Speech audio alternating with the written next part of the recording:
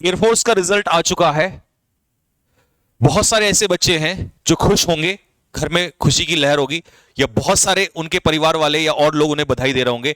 लेकिन बहुत सारे ऐसे लोग भी हैं, बहुत सारे ऐसे बच्चे भी हैं जिनको इस समय पर बहुत सारी समस्याओं का सामना करना पड़ रहा होगा।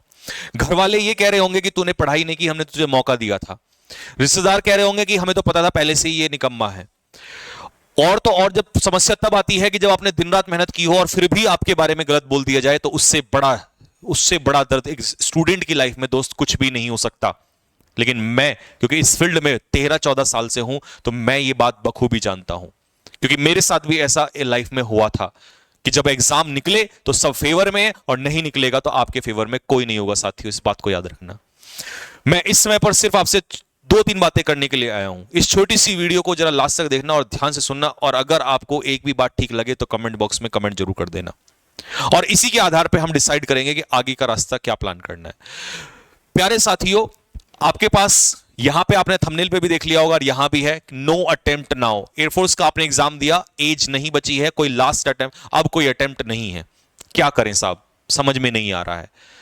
देखिए, ये लाइन जो लिखी है मैंने, इसको भी फिर से देख लीजिए। Winners never quit and quitters never win. ऐसे हजारों एग्जांपल आपने देखे होंगे। एक एथलीट की लाइफ से अगर मैं जोड़ूं, एक एग्जांपल दूं, तो कई बार ऐसा होता है कि ओलंपिक से पहले कई बार ऐसे एथलीट रहे हैं जो इंजर्ड हुए हैं, इंजरी हुई है, नहीं जा पाए।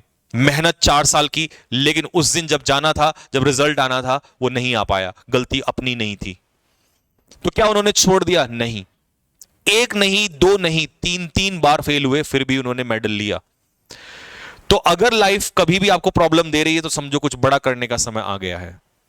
मैं जिन भी ऑप्शंस को भी आपको बताऊंगा, इतने टफ भी नहीं है। हो सकता है बहुत सारे लोग इस वीडियो पर हंसे कि क्या बात कर रहे हो, कंपटीशन बहुत है। दोस्त, कंपटीशन बहुत था, बहुत है, बहुत रहेगा। कई लोग कहते हैं कि पहले कंपटीशन कहां था, पहले रिसोर्सेज भी तो नहीं थे, पहले घर बैठ के अच्छी एजुकेशन भी तो नहीं मिल पाती थी। तो ये तो चीजें हमेशा चलती रहेंगी, एक्सक्यूजेस, बहाने, ये हमेशा लाइफ में चलते रहेंगे। हमने देखना है अपने हिसाब से, क्योंकि हमारी लाइफ है, हमारा समय है, ये कभी वापस नहीं लौट कर आएगा। अगर आज इसको रोने धोने में निकाल दिया, तो ये दुनिया वाले जो आज तुम्हारे ऊपर चीजें उठा रहे हैं या उठाने वाले हैं अभी 1-2 दिन में, ये सही साबित हो जाएंगे। लेकिन इन्हीं को झूठा साबित करना है कि एक्चुअल में जो मैंने मेहनत की थी वो गलत नहीं थी, समय ने मेरा साथ नहीं दिया। तो दोस्तों, ध्यान से सुनना एक एक बात को। आपके पास समय नहीं, मतलब आपके पास अटेम्प्ट नहीं बचा, क्या कर सकते हैं? 12th बेस पे कौन कौन सी जॉब है जिनके लिए साथ हम जा सकते हैं? ग्रेजुएशन के बाद कौन कौन सी वैकेंसीज है, कौन कौन सी जॉब है जिनके लिए हम जा सकते हैं? एफर्ट्स ज्यादा लगेंगे, लेकिन चीजें बेहतर भी हैं। सबसे पहले मैं बात करता हूं 12th लेवल पे। अगर आप 12th लेवल पे एक बहुत अच्छी सैलरी वाली जॉब चाहते हैं, और आप चाहते हैं कि आपका मैथ्स अच्छा नहीं है, तो इस एग्जाम में मैथ्स नहीं आता, इंग्लिश, जीएस और रीजनिंग 3 सब्जेक्ट आते हैं, और सबसे ज्यादा 100 नंबर आते हैं इंग्लिश के। अकेला इंग्लिश के दम पे एग्जाम निकल जाता है। कंपटीशन बहुत कम है, लेकिन इसमें एक थोड़ा सा प्रॉब्लम है। लेकिन देखिए, अगर कोई चीज अच्छी है तो कुछ ना कुछ तो होगा ही। वो क्या है कि इसमें आपको स्टेनो सीखनी होगी। तो अगर ऐसे आप डेडिकेट में, अभी मैं शॉर्ट में बताऊंगा आपको, फिर इनके ऊपर डिटेल वीडियोस लाएंगे। स्टेनो के लिए आप प्रिपेयर कर सकते हो, मैं आपके साथ खड़ा हूं दोस्तों, टेंशन लेने की जरूरत नहीं है। तो स्टेनो 12th बेस पर ही होता है, आपको ग्रेजुएशन की भी जरूरत नहीं है। और अभी एग्जाम एसएससी के आने बाकी हैं, अभी से आप तैयारी कर सकते हो। दूसरी बात, सीएचएसएल, हर बच्चे को पता है सीएचएसएल के फॉर्म निकल चुके हैं और एग्जाम लास्ट आगे बैठा हुआ है, कुछ समय के बाद एग्जाम होगा। 12th बेस का एग्जाम होता है, इंग्लिश, मैथ्स, रीजनिंग, जीएस आप लोगों को यहां तैयार करनी है, ठीक है। उसके बाद एमटीएस 10th 12th बेस, आप ये भी नहीं कि ग्रेजुएशन होगा, इस एग्जाम में भी बहुत बच्चे फॉर्म फिल करते हैं, कहते हैं कंपटीशन बहुत बड़ा होता है। मानता हूं होता है, लेकिन अपने को एक सीट चाहिए और मेहनत में हम पीछे नहीं हैं, ठीक है।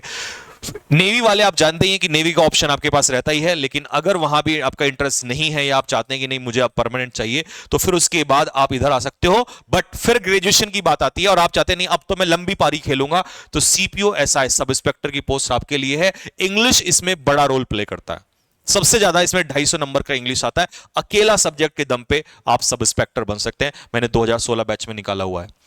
एसएससी सीजीएल, अगर आप सीपीओ निकाल सकते हो ना दोस्त, तो ध्यान रखना, सीजीएल पहले बहुत बड़ी खीर हुआ करती थी, अब सीपीओ वाले सीजीएल निकाल लेते हैं, तो आपके साथ इसके साथ साथ आप यहां एलिजिबल हो जाते हो। फिर उसके बाद अगर नहीं डिफेंस में ही जाना है सर मैंने, तो सीडीएस और एफकेट आपके लिए है, लेकिन ध्यान से सुनिएगा ये सारे ग्रेजुएशन वाले हैं। हाँ, सीडीएस आप एक ऐसा ऑप्शन है जो फिल कर सकते हो फॉर्म, लेकिन फाइनल ईयर में अगर आपका ग्रेजुएशन का तीसरा साल चल रहा है तो आप सीडीएस का फॉर्म फिल कर सकते हो, ये फाइनल होने पर, ये ग्रेजुएशन फाइनल, ये ग्रेजुएशन फाइनल होने पर। एक छोटी सी जानकारी मैंने दी है दोस्त, अपॉर्चुनिटी बहुत होती है। मेरा एनडीए में नहीं हुआ, मैंने दुनिया की गालियां गाई, अगर मैं ये सोच लेता कि अब तो सब खत्म हो गया तो मैं जिंदगी में कभी आगे ना बढ़ पाता। लेकिन कैसे भूल जाऊं उन लोगों को जिन्होंने मुझे उल्टा सीधा बोला था, जवाब तो देना था दोस्त, क्योंकि मेहनत ना की होती तो भूल जाता, लेकिन मेहनत तो की थी। समय ने साथ नहीं दिया तो वो क्या है, ऐसा होता है, समय साथ नहीं होता कई बार अपना, तो मैं समय से छीन के ले आऊंगा। तो ये सोचकर आप लोगों ने मेहनत करनी है, पीछे नहीं हटना है, मैं आपके साथ हूं, इसको टेंशन लेने की जरूरत नहीं है, मैं ये बात कर रहा हूं। 21-22 तारीख तक, अप्रैल तक, आपको पता है मैंने एक वीडियो बनाई थी और अनाउंस किया था कि सभी बच्चों को फ्री प्रैक्टिस कराई जाएगी, और वो मैं बखूबी 2-2, 3-3 घंटे लगातार करा रहा हूं सुबह मॉर्निंग संकल्प बैच के अंदर। अगर आप चाहो तो अभी वो भी ज्वाइन कर सकते हो। अदरवाइज उसके बाद जैसे ही बच्चों का एग्जाम होगा, क्योंकि मुझे एक समय पर एक स्टूडेंट की हेल्प करना अच्छा लगता है, ये नहीं कि 50-50, वो पॉसिबल भी नहीं है, अच्छे से मेहनत एक ही बार होती है। तो इसीलिए मैंने डिसाइड किया है कि 21 तारीख के बाद हम धमाकेदार एंट्री करेंगे और इन सभी एग्जाम्स को लाइन में लगाएंगे एक साथ, और इस बार एसएससी में उतरेंगे धमाकेदार शुरुआत के साथ, और आप उसमें मेरे साथ रहेंगे। देखिए, हमारे साथ जीत होगी या हार ये हमें नहीं पता, लेकिन हम लड़े ना तो ये तो कायरता वाली बात है, लड़ेंगे जरूर। रिजल्ट क्या होगा वो तो देखा जाएगा दोस्तों। बस इस वीडियो में मैं इतनी सी बात बताने आया हूं। अगर कोई भी बात आपको, थोड़ी सी भी बात मेरी सही लगी हो, या कोई भी चीज जिससे को लेकर आपका डाउट क्लियर हुआ हो, या आपको लगा हो कि हाँ यार इस बात में दम है, या ऐसा हो सकता है कि बहुत सारे लोग मेरी किसी बात पर मजाक भी उड़ा सकते हैं, मैं उसको भी एक्सेप्ट करने को तैयार हूं।